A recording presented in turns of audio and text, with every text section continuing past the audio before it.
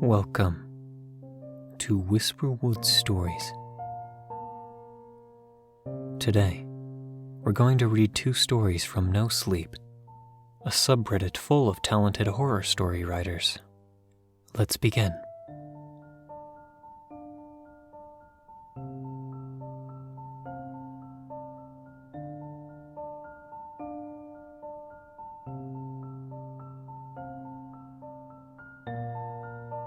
Our first story is from Beaubandit.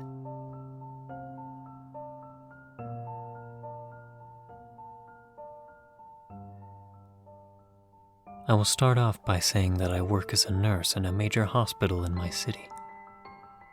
I have worked on several units, but I currently work on a unit that is designated for those who are palliative, meaning those that require end-of-life care. That being said, I have seen a lot of people who are in the final moments of their lives. When people come to the end of their life, there is generally a sequence of events that occurs. It begins as their functionality declines, sometimes slowly, sometimes more rapidly. People lose their ability to walk, care for themselves, and eventually lose their ability to eat, talk, or control their body functions.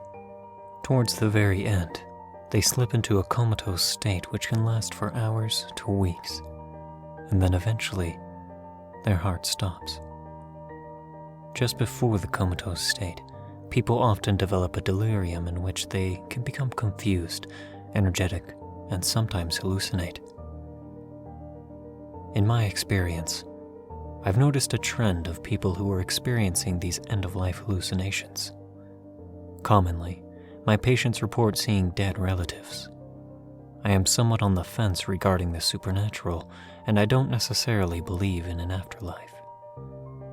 However, a non-negligible amount of people tell me that they see their deceased loved ones.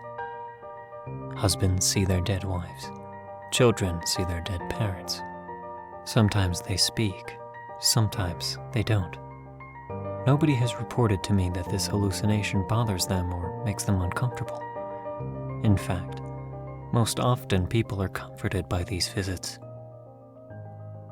My own grandmother experienced a heart attack several years ago and told me that she saw her deceased sister at the end of her bed. My grandmother survived, but it was uncertain for a long time whether she would. She is adamant to this day that her sister, who died when they were children, was there to guide her to the other side. I try to be open-minded to the spirituality of others, so these reports are quite puzzling to me. I favor science in my own opinions.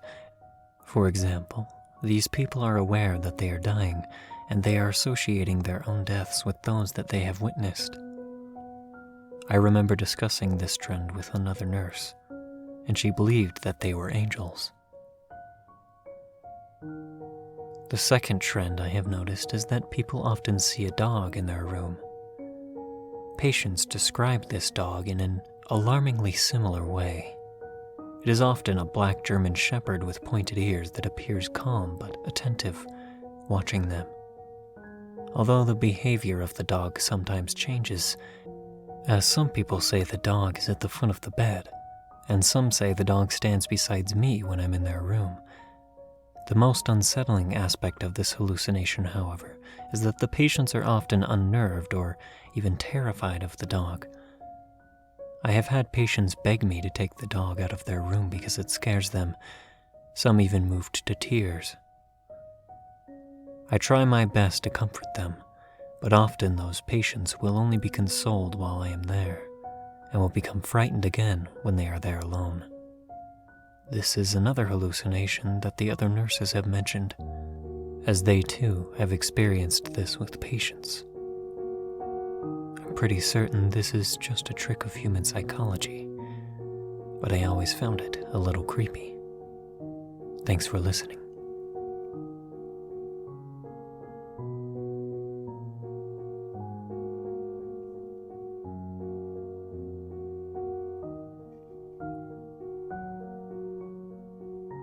Our last story is by TheCleverLittleCrow had an experience a few months ago that I've kept to myself, but I think that I'm finally ready to share it. I'm an artist, a painter more specifically. By no means am I any good, and only sometimes does it cover the bills, but it's what I do. I was set up on a little hill overlooking the beach. It was pretty cold out and the beach was empty. I was very focused and didn't hear the man approaching me from behind. "Nice painting," he said, flashing a gummy smile. What few teeth he had were yellow. There was nothing really wrong with him outwardly, but he made me feel immediately uncomfortable. The air felt colder. He had long, stringy gray hair. He was wearing a long black jacket, black jeans, and several silver bracelets on each arm. His eyes were black, not very dark brown, black. "Thanks," I mumbled, and tried to show that I wasn't interested in talking by returning to my painting. "You're missing all of the blood and guts, though." "Excuse me?" I was debating if I should run away at this point. He pointed down the beach, and sure enough, there was a huge pile of dead birds, mostly gutted. How had I missed that? I felt sick and was about to bolt when the man said, "Sarah, relax. I'm not going to hurt you. I'm actually here to give you some advice." "How do you know?" "I may be a stranger to you, Sarah, but you're no stranger to me. I need you to listen to me more carefully, okay? Don't interrupt with stupid questions, all right?" I felt paralyzed with fear. Unsure of what to do, I just nodded. "In a couple of months, you're going to go to that club you're not really all that fond of. The one with the green lights, and the bathrooms that never seem to have toilet paper." "Galaxy?" I asked. He smacked his hand on his knee. "That's the one." Suddenly, a nearby squirrel fell out of a tree, seemingly dead. The stranger laughed. "My fault, as you can tell. Animals ain't too fond of me." He gestured towards the pile of birds. "Anyways," he continued, "don't go there, or you'll end up like those birds." What did I say about interrupting? Look, you're going to meet someone, and no, I can't tell you who, but he's going to hack you up into tiny pieces. He pointed at my painting, which had now transformed into a painting of me, all bloodied and cut up. Within seconds, though, it was restored to a beachy landscape. I screamed, "How did you?" He sighed. "Enough. Look, I can't change fate, okay? You're going to meet this nasty fellow and he's going to torture you. Ain't nothing I can do to change that. Sorry. But I can delay it by a few years. If you heed my warning, that is.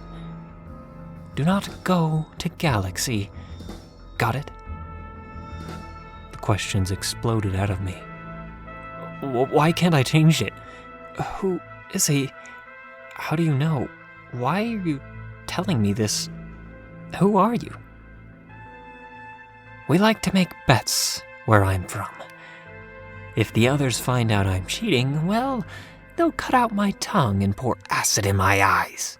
He chuckled. "They're not nearly as clever as me with their punishments. But I do want to win, and I've taken a liking to you. All I can tell you for your peace is that he'll suffer once he dies, for the rest of time. You should be okay as long as you stay on track.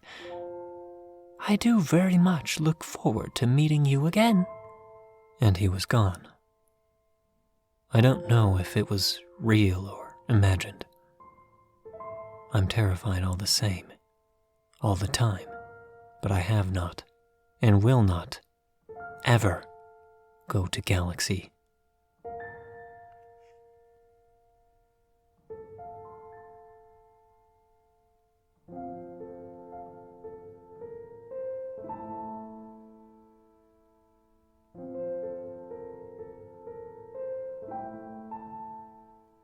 Thank you for listening to Whisperwood Stories. If you enjoyed, don't forget to comment, like, and subscribe down below. Do you have a story that you'd like me to read here? Consider sending it to whisperwoodsubmissions@gmail.com. Don't forget to check out the original Reddit posts, and thank you again for listening. Don't let the shadows get too close.